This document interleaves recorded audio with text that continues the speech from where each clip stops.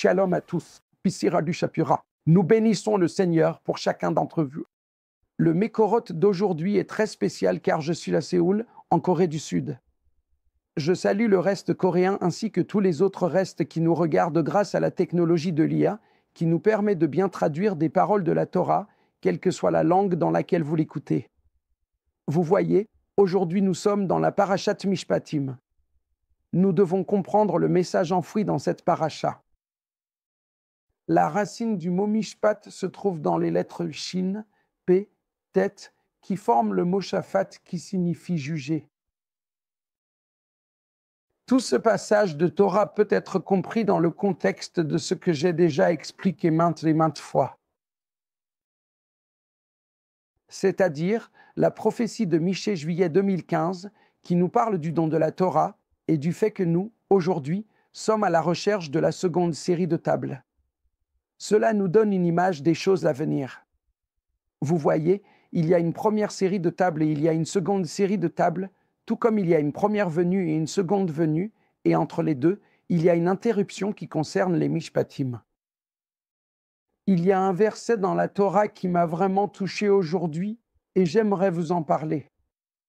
Au chapitre 23, verset 22, Dieu dit « Kim shamoa tishma bekolo, ve'azita kol asher adabe, ve'ayavti waivera, ve'tsarti et tsorera » Dieu dit que si Israël écoute sa voix, encore une fois, le mot utilisé ici pour écouter sa voix est le mot Shema ou Shamoa, qui signifie écouter et obéir. Et si Israël accomplit tout ce que Dieu lui dit, alors Dieu se chargera en personne des ennemis d'Israël et ses épreuves. Maintenant, Brazal commente aussi ce verset particulier en expliquant qu'il y a des moments dans l'histoire, notamment aujourd'hui avec le Hamas, où nous nous posons la question.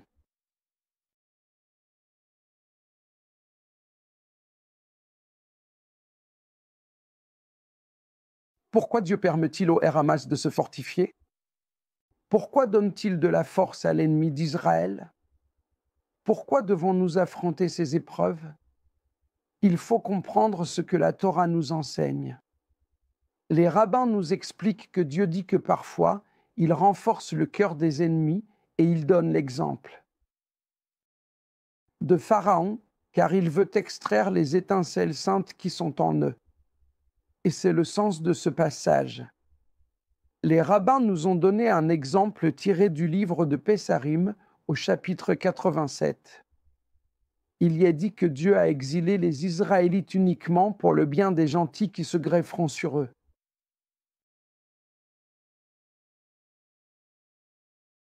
Dans la rédemption future, par exemple, mentionné dans Sanhédrin 97, il est dit que même si Israël n'est pas digne de la rédemption, Dieu leur donnera un roi comme un anti-messie et les rabbins l'appellent Raman. Ceci dans le cas où ils ne sont pas dignes. Essayons donc ensemble de comprendre ce que cela veut dire. Il est très important que nous le comprenions. Dieu désire-t-il qu'Israël passe par la douleur et l'épreuve? La réponse est non. Cependant, il a parfois prolongé l'exil, comme nous le voyons en ce moment, dans le but de faire sortir cette multitude mélangée. C'est exactement ce qui se passe actuellement dans le monde. En ce moment dans le monde, nous voyons qu'Israël traverse de nombreuses épreuves afin que les nations puissent faire un choix.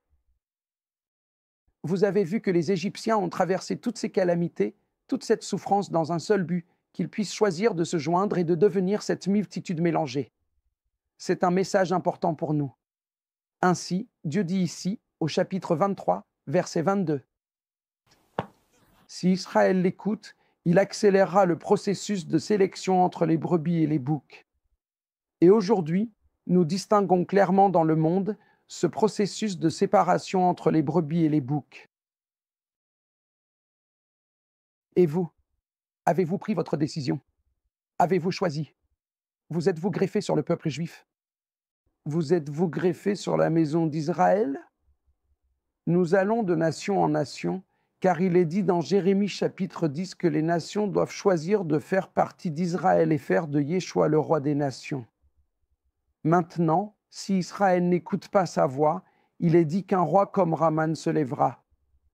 C'est celui qu'on appelle l'anti-messie, aussi appelé l'antichrist. Est-il nécessaire que l'antichrist se manifeste?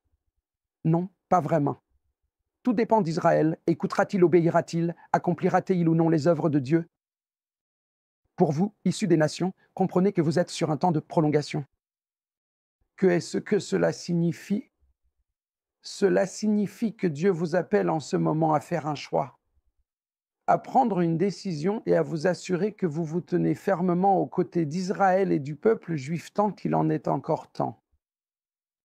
Maintenant, dans Kiddushin 70, il est dit que les guérim, ceux qui se joignent à Israël, sont difficiles car ils sont appelés saparat. Vous voyez, il y a ici quelque chose de très intéressant, un jeu de mots en hébreu. Ils veulent se greffer. Et le mot utilisé est nispero. Le mot difficile est saparat, et ces deux mots proviennent de la même racine hébraïque, samer pere. Il s'agit de méditer et assimiler cela. Quel type de non-juif servez-vous? Serez-vous celui qui se greffe pour soulager Israël dans ses épreuves, ou serez-vous celui qui crée des difficultés à Israël? Les gens me demandent souvent, jusqu'où dois-je aller dans le judaïsme? La réponse se trouve ici, dans la Torah. Prenez en autant que vous le pouvez afin qu'Israël puisse vous assimiler et vous greffer. Soyons greffés dans ces derniers jours. Que Dieu vous bénisse. J'ai hâte de découvrir les prochaines Mécorotes. Shalom de Corée.